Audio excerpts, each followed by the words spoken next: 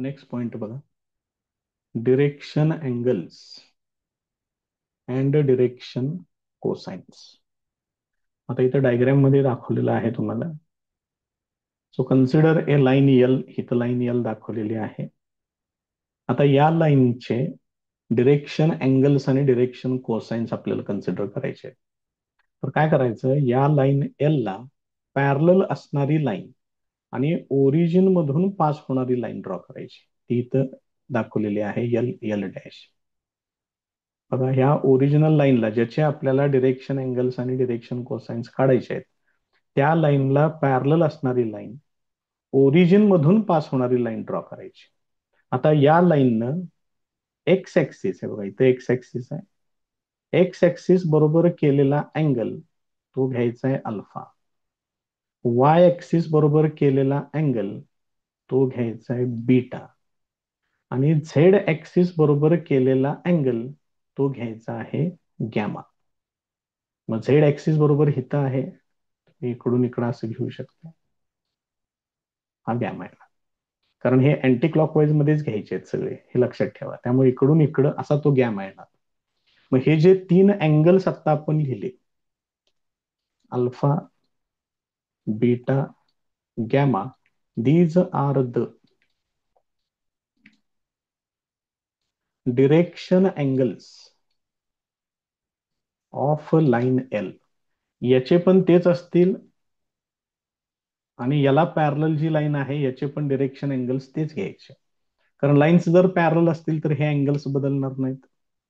याचा अर्थ दोन पॅरलल लाईन्सचे डिरेक्शन अँगल्स सेम असतात.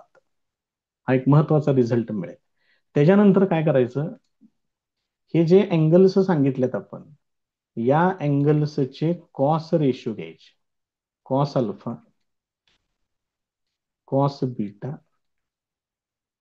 कॉस गॅमा, यांना म्हणतात direction cosines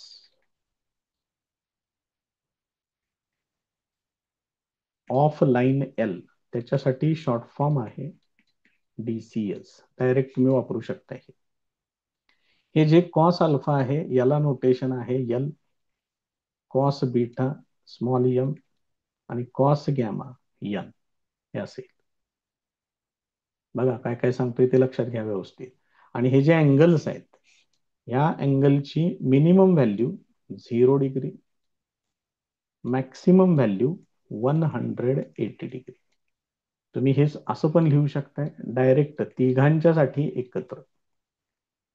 alpha beta gamma, कमीत कमी व्हॅल्यू 0 डिग्री, जास्तीत जास्त व्हॅल्यू 180 डिग्री. त्यामुळे ह्या अतिशय सिंपल कन्सेप्ट आहेत, फक्त बेसिक माहित पाहिजे.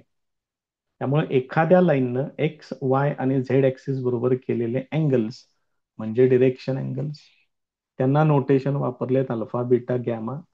त्यांचे कॉस रेशो घेतले की जे काही तयार होईल त्याला म्हणायचं direction cosines.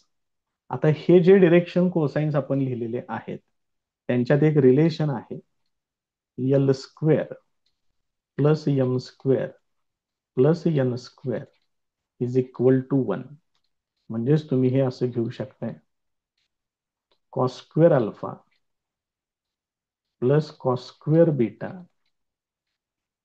Plus cos square gamma is equal to 1.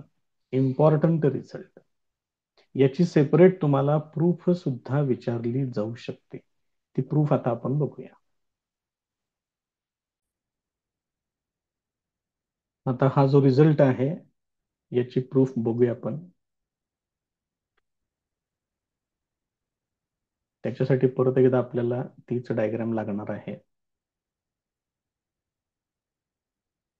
तुम्ही इथं ही जी लाईन कन्सिडर केलेली आहे, या लाईनवरती किंवा या लाईनवरती एक वेक्टर कन्सिडर करायचा आहे. तो दाखवतोय मी या ठिकाणी या पद्धतीनं. वेक्टर कन्सिडर करतोय A bar. So assume that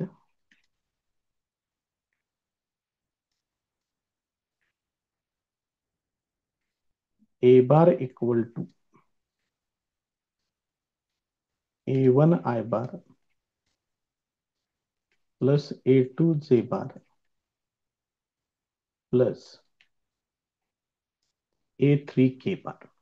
आता अल्फा अँगल आपण कशातला सांगितलंय, एक्स ऍक्सिस आणि हा वेक्टर किंवा ही लाईन यांच्यातला अँगल आपण अल्फा सांगितलेला आहे, असं दाखवलं होतं बघा मगाशी अँगल. हा अँगल अल्फा आहे. Alpha equal to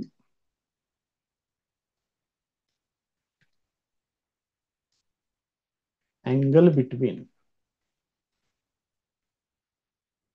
x axis and A bar. आता अलॉंग एक्स ऍक्सिस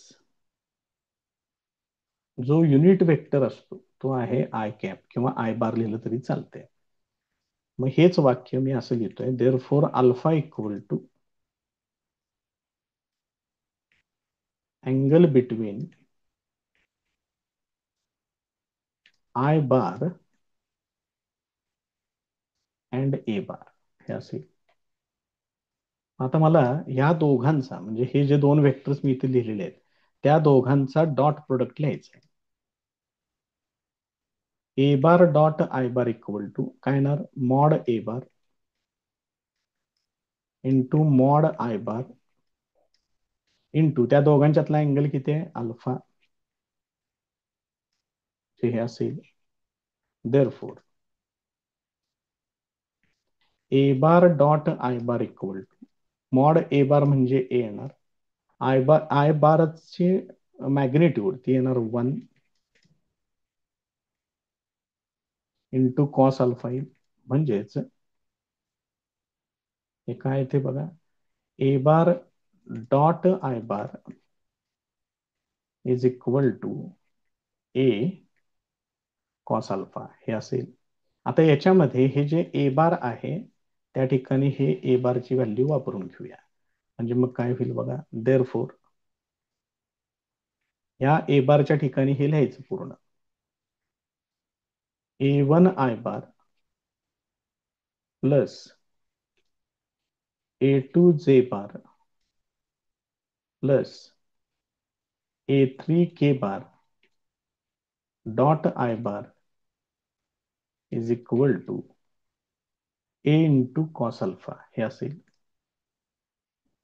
आता इथली स्टेप व्यवस्थित बघून घ्या काय करायचं आहे ते. ह्या आय बारनं डॉट प्रोडक्ट घ्यायचं आहे. मग आय बारनं कुणाबरोबर डॉट प्रोडक्ट घ्यायचा, आय बार जे बार आणि के बार बरोबर डॉट प्रोडक्ट घ्यायचा. म्हणजे हे असेल A1 into I bar dot I bar plus A2 into J bar dot I bar plus A3 into K bar dot I bar, this is equal to A cos alpha हे असेल. याच्यातलं I bar dot I bar हे तेवढं 1 येईल, हे 0 होणार, हे पण 0 होणार. म्हणजेच A1 into 1 plus A2 into 0 A3 into 0 this is equal to A cos alpha. म्हणजेच A1 equal to A cos alpha असेल. मग याच पद्धतीनं तुम्ही बाकीचे पण रिझल्ट प्रूव्ह करू शकताय.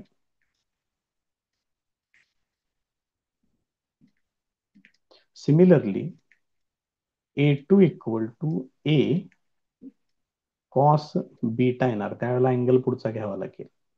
आणि A3 equal to A cos gamma येणार आहे. मग याच्यावरून कॉस अल्फा इक्वल टू हे ए ने इकडे डिवाइड करून घ्या, A1 upon A cos beta equal to A2 upon A cos gamma equal to A3 upon A हे असेल. आता मला रिझल्ट पाहिजे यांचा स्क्वेअर करून त्यांची बेरीज पाहिजे, ते पण मांडूया. नाव cos square alpha plus cos square beta plus cos square gamma is equal to ह्या सगळ्यांचे स्क्वेअर करायचे. A1/A2 सॉरी A1/A ब्रॅकेटचा स्क्वेअर प्लस A2/A ब्रॅकेटचा स्क्वेअर प्लस A3/A ब्रॅकेटचा स्क्वेअर. आता याच्यामध्ये बघा बरं, छेदामध्ये सगळीकडे ए स्क्वेअर आहे, त्यामुळे अंशांची डायरेक्ट बेरीज होईल. A1 square plus A2 square plus A3 square divided by A square हे असेल. पण ए बार कोण आहे? A bar equal to A1 I bar plus A2 J bar plus A3 K bar आहे. मग याच्यावरून मॉड ए बार किंवा नुसतं ए इज इक्वल टू, हे कसं काढतो आपण याची मॅग्निट्यूड? स्क्वेअर रूट मध्ये आय बार जे बार के बारचे कोइफिशियंट घ्यायचे, त्यांचे स्क्वेअर करायचे. A1 square plus A2 square plus A3 square हे असेल.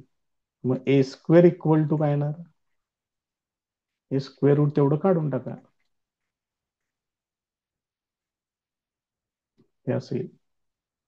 आणि हीच व्हॅल्यू इथं अंशात आहे. मग त्याच्या ठिकाणी काय लिहायचं? ए स्क्वेअर लिहायचं. ह्याला मी लिहितोय 1, ह्याला लिहितोय 2, using 2 in equation 1.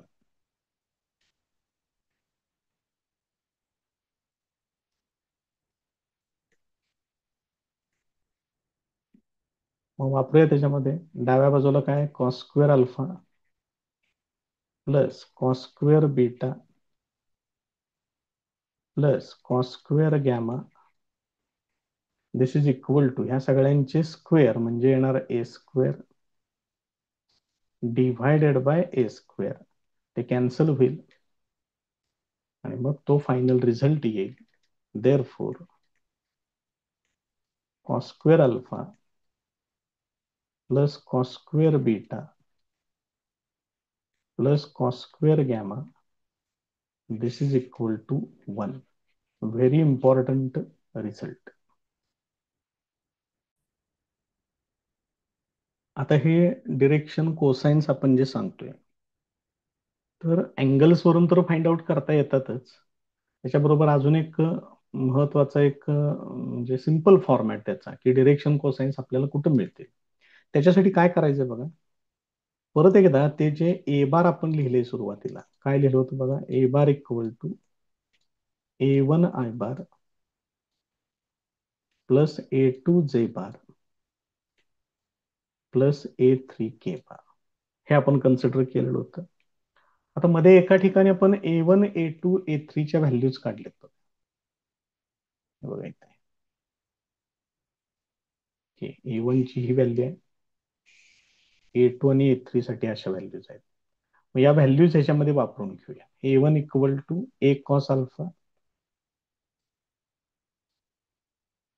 Therefore A bar equal to A1 च्या ठिकाणी येणार A cos alpha I bar plus A cos beta जे बार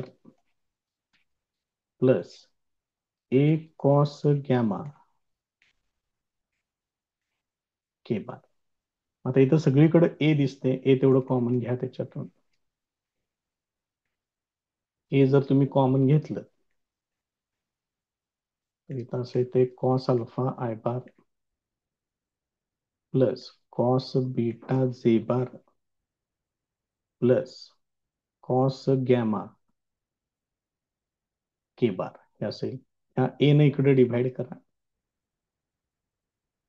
A bar upon A this is equal to cos alpha I bar plus cos beta जे bar plus cos gamma के bar हे असेल. इकडे डाव्या बाजूला काय आलेलं आहे बघा बरं? ए बार अपॉन ए, याचा अर्थ हे आहे ए कॅप. आणि मग तुम्हाला इथं मिळतं इथं डिरेक्शन कोसाइन्स मिळतात.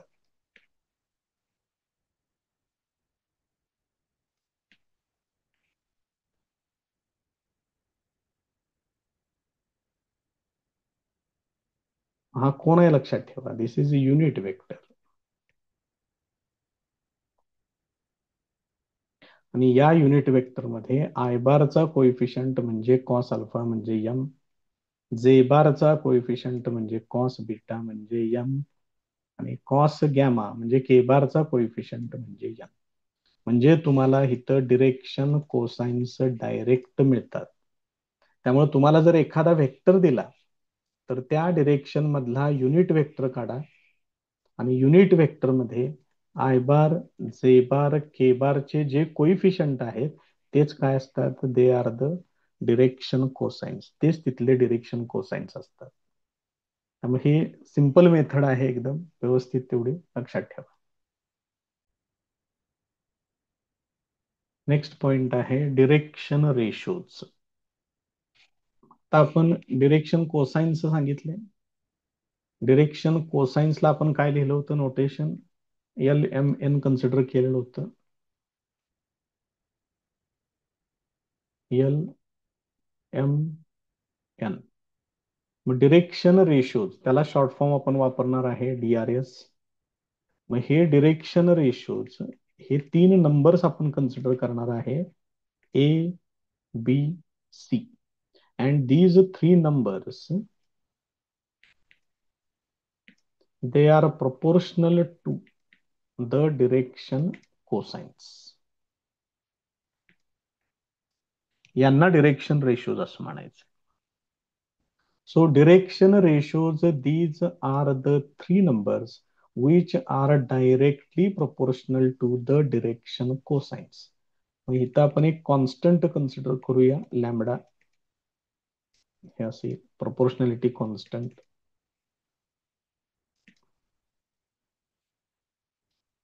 या पद्धतीनं बघा कशा पद्धतीने येते. मग याच्यावरून एल इक्वल टू काय येईल बघा, हे लॅम्बडा इकडे घ्या.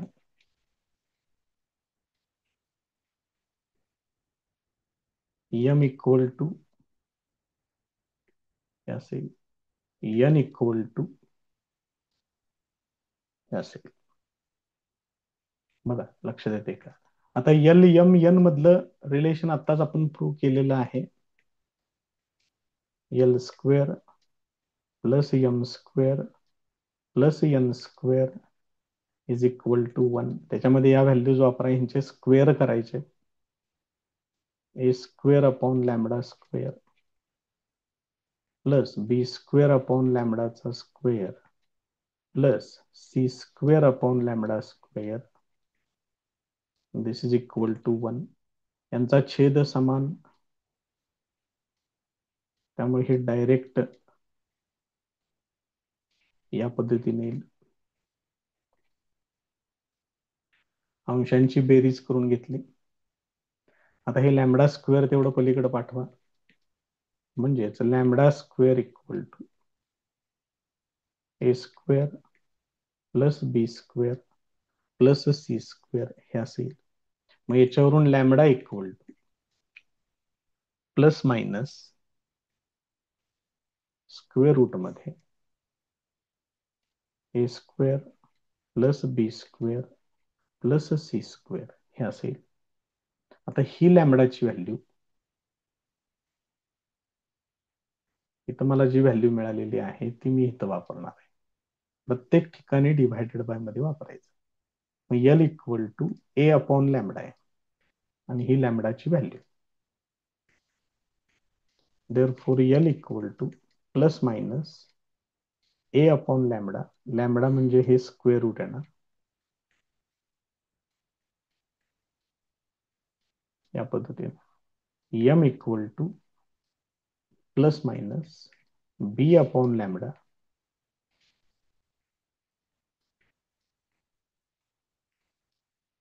असेल, आणि N equal to plus minus C upon square root of A square plus B square plus C square हे असेल. मग हे तुम्हाला डिरेक्शन रेशोज मिळते. मग आता आपण मागे एक पॉइंट आता आपण थोड्या वेळापूर्वी बघितला की डिरेक्शन कोसाइन्स साठी तुम्ही काय फाइंड आउट करायचंय, युनिट व्हेक्टर फाइंड आउट करायचं. आणि युनिट व्हेक्टर मध्ये आय बार जे बार के बारचे जे कोइफिशियंट असतील ते कोण असतात, डिरेक्शन कोसाइन्स असतात. तसं डिरेक्शन रेशोज साठी लक्षात ठेवा, तुम्ही फक्त व्हेक्टर फाइंड आउट करायचं आणि त्या व्हेक्टर मधले आय बार जे बार के बारचे कोइफिशियंट म्हणजे डिरेक्शन रेशोज असतात.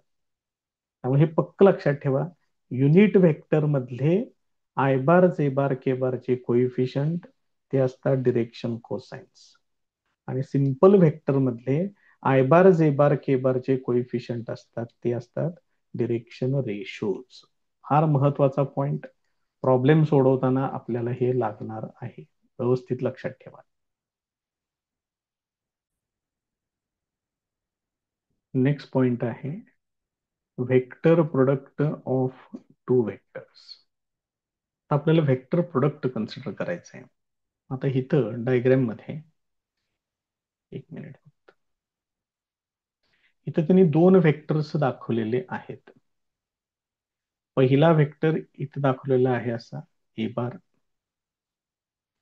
दुसरा व्हेक्टर इथं दाखवलेला आहे बी बार. बघा लक्षात येते का? आणि त्यांच्यातला जो अँगल आहे तो अँगल थीटा कन्सिडर करायचा. आणि अशा परिस्थितीमध्ये हे ए बार क्रॉस बी बार, ह्याला क्रॉस म्हणतात इथं मध्ये, मगाशी डॉट म्हटलं होतं स्केलर प्रोडक्ट मध्ये, A bar cross B bar equal to, तर हे काय घ्यायचंय बघा, पहिल्या व्हेक्टरची मॅग्निट्यूड, दुसऱ्या व्हेक्टरची मॅग्निट्यूड, त्यानंतर त्यांच्यातला जो अॅक्यूट अँगल असेल त्याचं साइन थीटा घ्यायचं, ही झाली त्याची मॅग्निट्यूड. आणि त्याच्या पुढे येणार युनिट व्हेक्टर एन कॅप, ते महत्वाचं, कारण हा प्रोडक्टचा प्रकार कुठला आहे, ह्या प्रोडक्टचा प्रकार आहे व्हेक्टर प्रोडक्ट. याचा अर्थ या दोन व्हेक्टर्सचा प्रोडक्ट केल्यानंतर तुम्हाला जी क्वांटिटी मिळेल ती क्वांटिटी काय असली पाहिजे, व्हेक्टर क्वांटिटी असली पाहिजे. म्हणजे त्याला मॅग्निट्यूड पण असणार आणि डिरेक्शन पण असणार. आता ही डिरेक्शन सांगण्यासाठी तुम्हाला राईट हँड रूल वापरावा लागेल. इथं दाखवलेलं आहे बघा या पद्धतीने. मग याच्यामध्ये हे जे कर्ल्ड फिंगर्स आहेत असे इकडून इकडं वळलेले, हे fingers, if the curled fingers they denote the direction of rotation from first vector to second vector.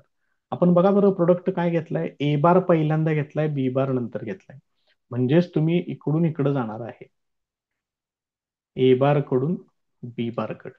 तर याच डिरेक्शन मध्ये या फिंगर्स पण कर्ल्ड आहेत का बघून घ्या, इकडून इकडंच चाललाय तुम्ही.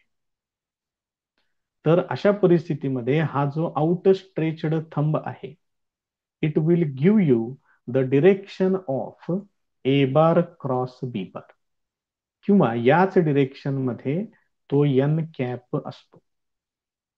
मग हेच तुम्ही आणखीन एका प्रकारे सांगू शकताय, ए बार आणि बी बार हे दोन वेक्टर ज्या प्लेन मध्ये आहेत त्या प्लेनला परपेंडिक्युलर असणारा हा वेक्टर असेल, या पद्धतीने असा तो वेक्टर असेल. तो वेक्टर इथं दाखवलाय बघा एन कॅप या ठिकाणी. बघा लक्षात येते का? त्यामुळे ही डिरेक्शन खूप महत्वाची आहे आणि याच्यासाठी तुम्हाला राईट हँड रूल तो तुम्हाला वापरायचा आहे.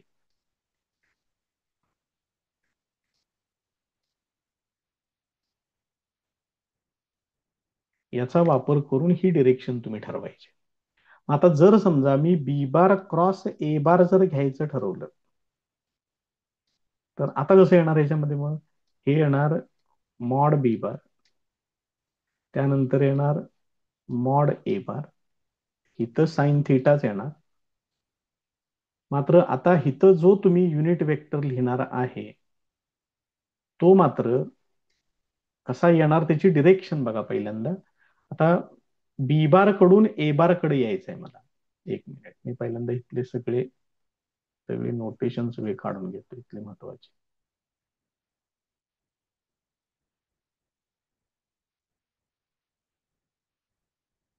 आता मला काय पाहिजे याच्यामध्ये, बी बार कडून ए बार कडे यायचंय म्हणजे इकडून इकडे यायचंय असं. रूल तर तोच वापरायचा आहे, राईट हँड रूलच वापरायचा आहे.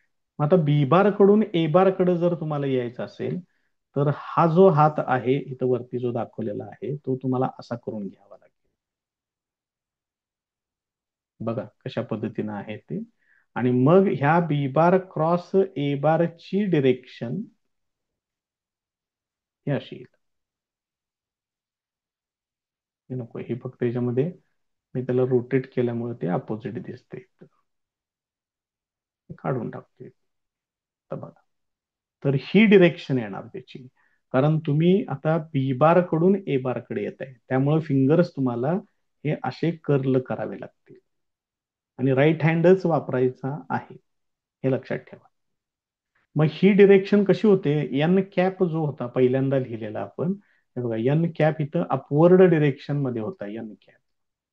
मग त्याच्या बरोबर अपोजिट डिरेक्शन मध्ये आता वेक्टर येणार. मग एन कॅप आहे तो युनिट वेक्टर आहे, मग हा पण युनिट वेक्टरच लिहायचा आहे. फक्त याची डिरेक्शन एक्झॅक्टली अपोजिट असल्यामुळं त्याला फक्त एक्स्ट्राचं मायनस साईन तिथं फक्त द्यायचं आहे. त्यामुळे हे असेल. मग हे दोन व्हेक्टर्स मॅग्निट्यूड्स सेम आहेत, मात्र त्यांच्या डिरेक्शन्स एक्झॅक्टली अपोजिट आहेत, हे लक्षात ठेवा. त्यामुळं ह्याच्यामध्ये तुम्ही direct A bar cross B bar is equal to B bar cross A bar असं तुम्ही लिहू शकत नाही. This is not equal. Magnitudes same असतील मात्र डिरेक्शन्स एक्झॅक्टली अपोजिट असतील. याच्यावरून तुम्ही याच्यातला एक महत्वाचा रिझल्ट सांगू शकताय, धिस व्हेक्टर प्रोडक्ट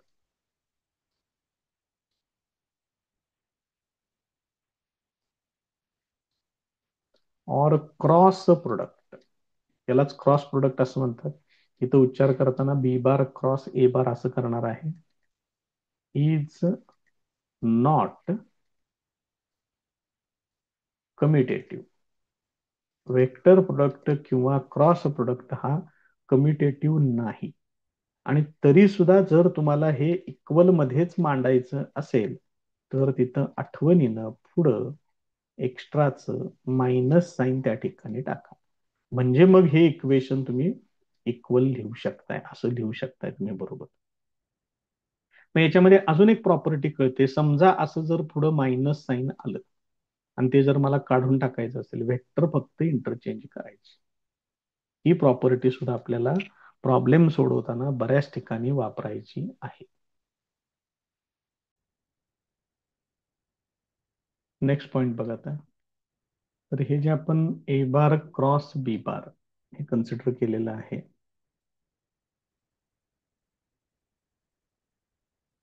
याची व्हॅल्यू येते ए बी साइन थिटा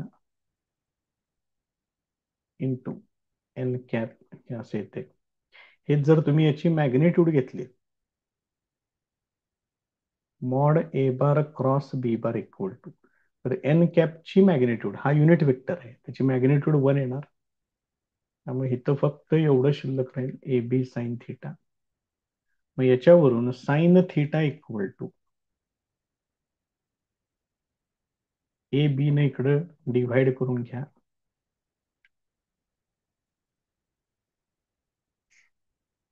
हे तुम्ही असं लिहू शकताय. मग याच्यावरून तुम्ही अँगल जो थिटा आहे तो सुद्धा तुम्ही फाइंड आउट करू शकताय. तर याच्यामध्ये आपण सेल्फ क्रॉस प्रोडक्ट आपण ते पण कन्सिडर करूया. ए बार क्रॉस ए बार असं जर मी घेतलं तर हे काय होणार, पहिल्या वेक्टरची मॅग्निट्यूड, दुसऱ्या वेक्टरची मॅग्निट्यूड आणि sine of angle between this two vectors. मग दोन्ही वेक्टर सेमच आहेत. मग एका वेक्टरनं स्वतःशीच केलेला अँगल किती असेल? 0 डिग्री. मग साइन 0 0 येते, त्यामुळे हे सगळंच 0 येणार. याच्यावरून तुम्ही हा एक स्टँडर्ड रिझल्ट तुम्ही कन्सिडर करू शकताय, A bar cross A bar equal to 0, हे घेऊ शकताय. आणि हाच रिझल्ट म्हणजे सेल्फ क्रॉस प्रोडक्ट 0 येतो, हाच रिझल्ट तुम्ही युनिट वेक्टर्स साठी वापरू शकताय. I bar cross I bar, J bar cross J bar आणि K bar cross K bar, all this is equal to 0. हा इम्पॉर्टंट रिझल्ट लक्षात ठेवा, पुढे आपल्याला प्रूफ साठी तो लागेल.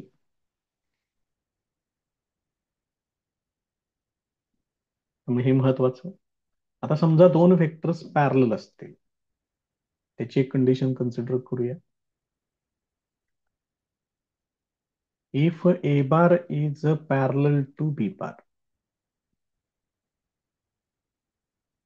मग काय असेल? एक तर ते एकाच लाईन वरती असतील, किंवा जर ते एकमेकांना परस्परांना पॅरलल असतील तर तुम्ही theta equal to 0 degree, theta equal to 180 degree opposite direction मध्ये असतील, पण पॅरलल असतील, अँटी पॅरलल असं पण त्याला म्हणू शकताय तुम्ही. मग A bar cross B bar equal to, तिथं सुद्धा काय येणार? ए बी साइन 0 डिग्री येणार. म्हणजे तिथं सुद्धा आन्सर 0च येणार. त्यामुळं जर दोन व्हेक्टर्स पॅरलल असतील तर त्यांचा क्रॉस प्रोडक्ट 0 असतो, हे लक्षात ठेवा. त्याच्यानंतर दोन वेगवेगळे व्हेक्टर्स ए बार आणि बी बार आहेत, तर A bar cross B bar, it is perpendicular to the plane of A bar and B bar, हे पण लक्षात ठेवा. हे आपण पहिल्या सेक्शन मध्येच बघितलेलं आहे, तरी पण आता इथं रिझल्ट आला त्या प्रकारचा म्हणून मी आणखी एकदा ते सांगितलेलं आहे. Perpendicular to the plane of A bar and B bar असं पण म्हटलं तरी चालेल. A bar cross B bar is perpendicular to both A bar and B bar. A bar आणि बी बार या दोघांना सुद्धा हा ए bar cross B bar perpendicular असतो. त्यामुळे हे महत्वाचे रिझल्ट जरा प्रॉपरली लक्षात ठेवा. आता ए बार क्रॉस बी बार मला जर दाखवायचं असेल, आता इथं आपण जे सांगितलं त्याच्याबद्दल बघा, हा पहिला वेक्टर घेतो येतो,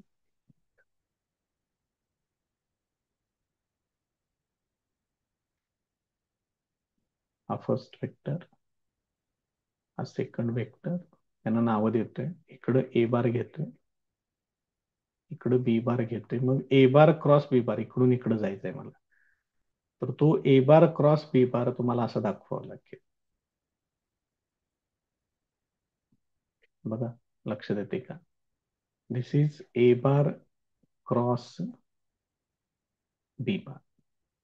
मग आता आपल्याकडे स्टँडर्ड 3 वेक्टर्स आहेत, दाखवतोय पहिल्यांदा इथं, मग आपण त्यांना नावं देऊया. इथं हे आपले standard 3 axis, x axis, Y axis, Z axis. मग या 3 ऍक्सिसच्या अलॉंग 3 वेक्टर्स असतात.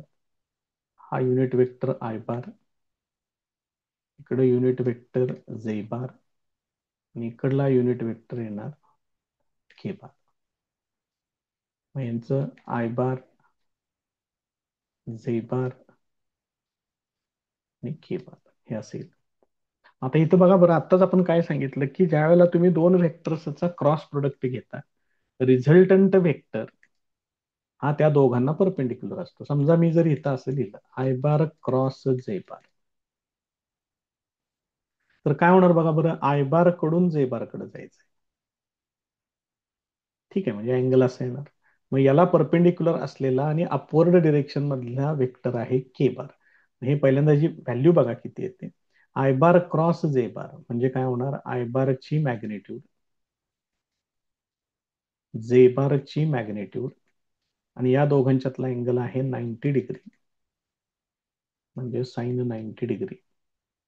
आणि इथं काय येणार? Unit vector which is perpendicular to both i bar and j bar, या दोघांनाही परपेंडिक्युलर असलेला युनिट वेक्टर तो इथं आहे के बार. तो डायरेक्ट लिहा किंवा पहिल्यांदा एन कॅप लिहा आणि नंतर के बार लिहिलं तरी पण चालते, काय अडचण नाही. मग आता बघा ह्याचं काय होईल. हे युनिट वेक्टर आहेत म्हणजे हे वन येणार, हे पण वन येणार आणि साइन 90 पण वनच येते. त्यामुळं I bar cross J bar is equal to के बार येणार. मात्र जे बार क्रॉस आय बार घेतलं तर डिरेक्शन बदलणार आणि के बारच्या ऐवजी तुम्हाला काय घ्यावं लागेल, मायनस के बार घ्यावं लागेल. आता याच्यातून महत्वाचा रिझल्ट बघा कसा तयार होतोय. आय बार क्रॉस जे बार असं जर घेतलं तुम्ही तर ते के बार येणार. हेच जर समजा तुम्ही अपोजिट केलं, जे बार क्रॉस आय बार केलं तर हे येणार मायनस के बार. त्याच्यानंतर आहे जे बार क्रॉस के बार. तीनच वेक्टर्स आहेत त्याच्यात, लक्षात ठेवा. I bar, J bar, K bar हे त्यांचे अल्फाबेटिकल ऑर्डर. मग जे के घेतलं की परत आय कडे यायचं, आय बार येणार. आणि तेच जर समजा तुम्ही के बार क्रॉस आय बार घेतलं तर ते येणार जे बार. इथं वेक्टर्स जर तुम्ही इंटरचेंज केले, के बार क्रॉस जे बार घेतलं मायनस आय बार येणार इथं. त्याच्यानंतर इथं हा सुद्धा सिक्वेन्स जर तुम्ही चेंज केला, ते सेव्ह व्हायला वेळ घेता येते. I bar cross K bar direct जर तुम्ही घेतलं तर हे येणार मायनस जे बार. हे दोन्ही सेक्शन घेतले आताचे इम्पॉर्टंट. आता हा एक रिझल्ट आणि याच्या आधी इथे एक घेतलेला हा एक रिझल्ट, ह्या दोन्ही रिझल्टचा वापर करून मला ए बार क्रॉस बी बार हे आता मला सोडवायचं आहे. समजा मी दोन व्हेक्टर्स कन्सिडर करतोय. A bar equal to A1 I bar plus A2 J bar plus A3 K bar आणि B bar equal to B1 I bar plus B2 J bar plus B3 K bar हे असेल. आणि मला आता इथं cross product घ्यायचा आहे यांचा, ए बार क्रॉस बी बार. मग हे पहिल्यांदा ए बार लिहितोय,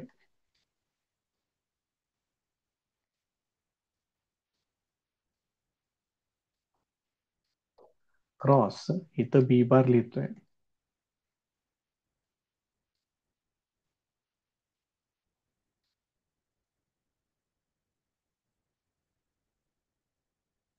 हे असेल. मग आता प्रोडक्ट करताना A1 आय बारनं या सगळ्यांना मल्टिप्लाय करायचंय. जे व्हेक्टर्स आहेत त्यांच्यामध्ये क्रॉस प्रोडक्ट आणि जे स्केलर्स आहेत, हे बघा इथं A1 A2 A3 हे स्केलर्स आहेत, इथं B1 B2 B3 हे स्केलर्स आहेत. स्केलर्स मध्ये साधा प्रोडक्ट मांडायचा. मग A1 B1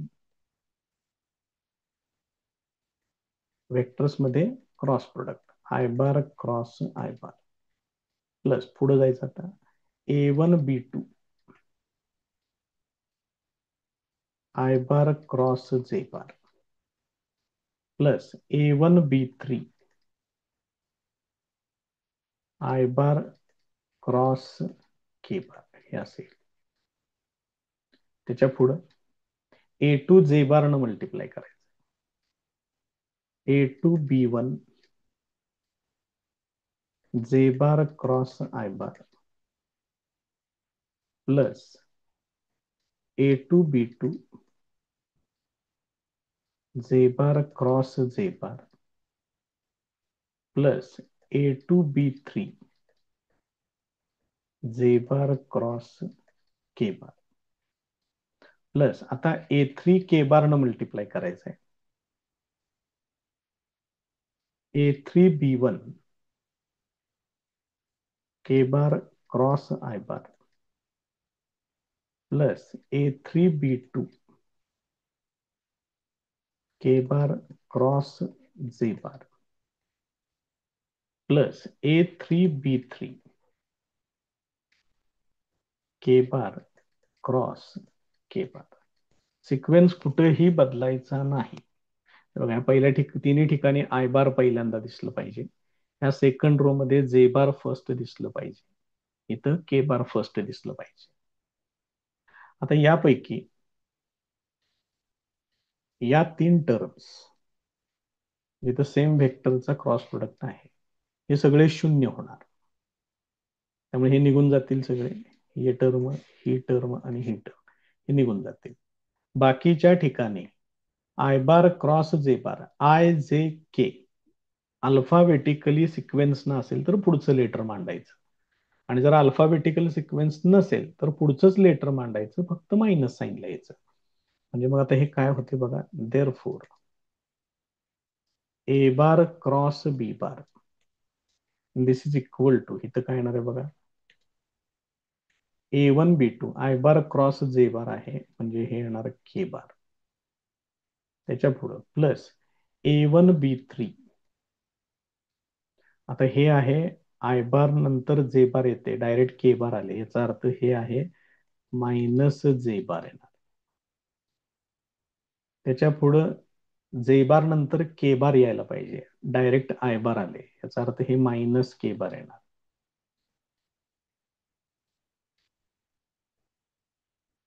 असेल. त्यानंतर जे बार नंतर के बार बरोबर आहे, त्यामुळे इथं प्लसच राहणार. A2B3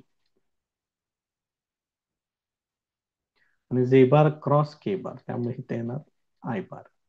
त्याच्या पुढं के बार आय जे के आणि आय येणार, म्हणजे हे प्लसच राहणार. A3B1 आणि इथे येणार जे बार. त्याच्यानंतर आय जे के, के नंतर आय यायला पाहिजे, याचा अर्थ हे निगेटिव्ह येणार. प्लस A3B2 आणि हे येणार मायनस आय बार हे असेल. Therefore, A bar cross B bar is equal to, इथं 1 एक्स्ट्रा पडले. हे काय होईल बघा बरं. आय बारच्या टर्म पहिल्यांदा मी एकत्र घेतोय. इथे एक टर्म आहे, इथे एक टर्म आहे, त्याच्यातून आय बार कॉमन घ्या. A2B3 मायनस A3B2 आय बार येणार आहे. त्यानंतर जे बारच्या ह्या 2 टर्म्स आहेत, यांच्यातून मायनस जे बार कॉमन घ्यायचं, त्यामुळे जे मायनस आहे ते प्लस होईल. A1B3 मायनस A3B1 जे बार आणि के बारच्या ह्या 2 टर्म्स आहेत, इथे एक आहे आणि इथे एक आहे, मग त्यांच्यातून प्लस के बार कॉमन घ्यायचा आहे, त्यामुळे हे येणार A1B2 minus A2B1 into K बार येणार. म्हणजेच ही जी टर्म आहे ती तुम्ही डिटर्मिनंटच्या फॉर्मॅटमध्ये मांडू शकताय, कारण हे राईट हँड साईडला जे आलेलं आहे ते डिटर्मिनंटचं सोल्युशन आहे. येणार आय बार जे बार के बार.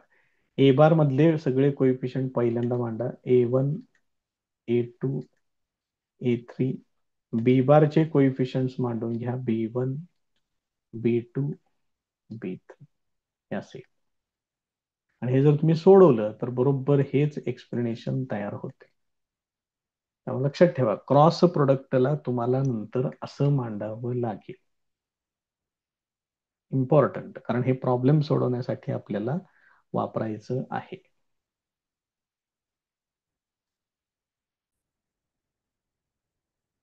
त्याच्यानंतर याच्यातल्याच अजून एक किरकोळ 1-2 प्रॉपर्टीज आहेत, ते बघून घ्या. मागाशी तर आपण एक प्रॉपर्टी सांगितलेलीच आहे की ए बार क्रॉस बी बार आणि B bar cross A bar हे इक्वल नाहीत. याचा अर्थ हा प्रोडक्ट कम्युटेटिव्ह नाही. तरी पण तुम्हाला जर इक्वल मांडायचंच असेल तर तुम्ही तिथं एक्स्ट्राचं मायनस साईन घेऊ शकताय आणि मग इक्वल मांडा. ठीक आहे, ह्याचं एक्सप्लेनेशन आपण मगाशी दिलेलं आहे. समजा जर प्रॉब्लेम मध्ये तुम्हाला असं दिलं, A bar cross B bar plus C bar, तर हे सिक्वेन्स चुकवायचं नाही. ए बार क्रॉस बी बार, पहिला प्रोडक्ट येईल आणि नंतर पुढे येणार ए बार क्रॉस सी बार. हा डिस्ट्रीब्युटिव्ह लॉ आहे.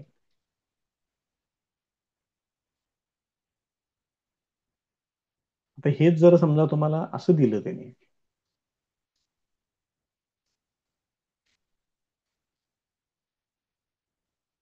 तर इथं काय करावं लागेल बघा, ए बार हा सेकंड वेक्टर आहे, बी बार फर्स्ट वेक्टर आहे.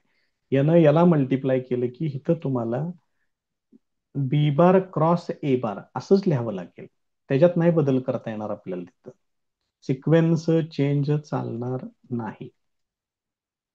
हा सही बी bar cross A bar plus इथं काय येणार, सी बार क्रॉस ए बार येणार. हा सुद्धा डिस्ट्रीब्युटिव्ह लॉच आहे. त्यामुळे हे अशा किरकोळ ज्या गोष्टी आहेत त्या जरा व्यवस्थित फक्त बघा, त्यात काही विशेष नाहीये जास्त.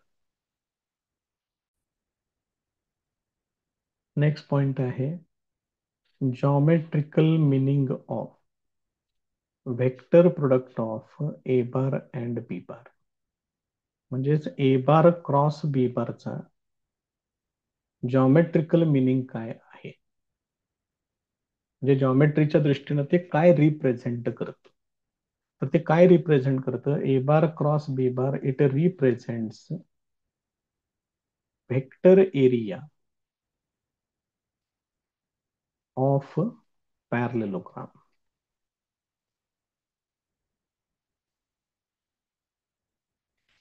इथे एक पॅरलोग्राम दाखवलेला आहे, त्याच्या ऍडजस्टंट साइड्स आहेत ए बार अँड बी बार. त्यांच्यातला अँगल कन्सिडर करतो इथं थीटा. बघा कशा पद्धतीने आहे ते. मग ह्याला जर आपण नावं दिली इथं ओ ए, इथं ओ बी लिहितोय आणि इथं लिहितोय सी. ह्या बी मधून इकडं परपेंडिक्युलर ड्रॉ केलेला आहे. हा जो पॉइंट आहे इथं, या पॉइंटला लिहितोय पॉइंट एम. या पद्धतीने घेतोय. आता area of parallelogram equal to basic formula,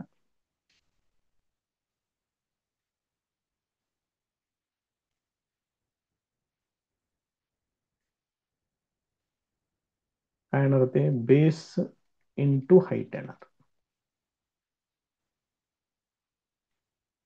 मग इथं जो बेस आहे तो आहे ओ ए, त्यानंतर हाईट आहे ती आहे बी एम. जर तुम्ही ट्रायंगल ओ एम बी बघितला, दिसतोय डायग्राम मध्ये, तर या ट्रायंगल ओ एम बी मध्ये बघा इथून इथे येतोय आणि इकडून इकडे येतोय वरती या डिरेक्शन मध्ये, त्यानंतर इकडून इकडं असा तो ट्रायंगल कंप्लीट होईल. तर या ट्रायंगल मध्ये जर मी साइन थिटा लिहिलं, तर साइन थिटा इक्वल टू काय येणार, समोरची बाजू येणार B M divided by hypotenuse येणार ओ बी. मग याच्यावरून B M equal to O B sine theta, ही व्हॅल्यू इथं घ्यायची. therefore O A into O B sine theta. मग ओ ए म्हणजेच ए आहे, ओ बी म्हणजे बी आहे, इंटू साइन थिटा आहे. मग याच्यावरून हेच तुम्ही असं लिहू शकताय, मॉड मध्ये A bar cross B bar हे होणार आहे एरिया ऑफ पॅरलेलोग्राम. आणि हेच त्याचं जॉमेट्रिकल मिनिंग. हेच जर समजा तुम्ही व्हेक्टर एरिया लिहिलं,